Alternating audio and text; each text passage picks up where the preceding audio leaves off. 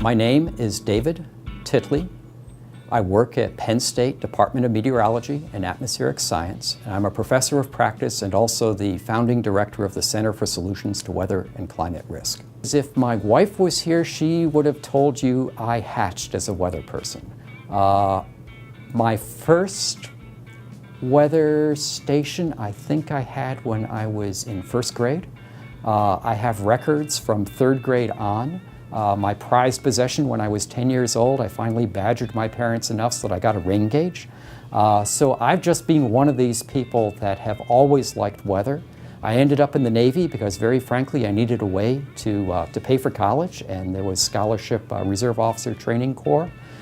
Turns out I liked the Navy, and they thought I was at least minimally competent, so that turned into a 32-year career, but it certainly wasn't my intention. But I knew, I have literally known for as long as I can remember that I was going to do something with weather. The Navy, of course, helped in many, many different ways. I got to work for a whole variety of people, all the way from four-star admirals and generals from whom I just learned massive amounts about leadership and running large organizations, to the Pentagon's foremost long-term strategist, a gentleman named Mr. Andy Marshall, who's now 94 years old.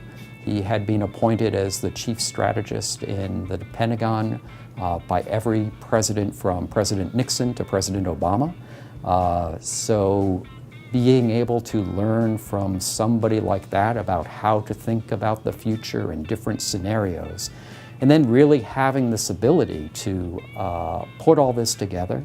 After I got out of the Navy, I've had the opportunity, the National Academy of Science has asked me to be on a number of committees. I served on one with Dr. Marcia McNutt, now president of the NAS, and she taught me a lot about how to run a committee on the NAS. I then had the opportunity to co-chair and chair some committees myself, and really, every time you get to do that, you have this opportunity to learn from some tremendously smart and dedicated scientists who are members of these committees here. So I've been very, very blessed with just a tremendous number of people.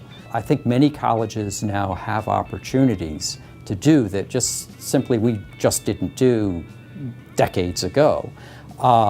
Is much more active student chapters in professional organizations. So whether that's things like the American Geophysical Union, like the American Meteorological Society, and other relevant professional organizations.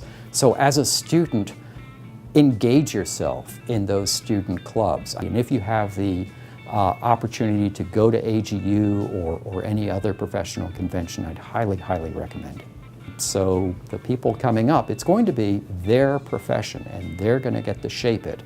You get to network, you get to see how a scientific meeting runs, you get to meet private sector, you get to meet other academics from other institutions, as well as the people who are going to be your peers, students from other universities. And you get to see what they've learned and how they act, and you learn how to act.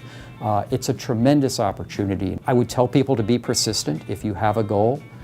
Sometimes, you've only got to hit that home run once, or even a base hit. You only got to hit it once. And the great thing about persistence is you get a whole lot more than 3 outs.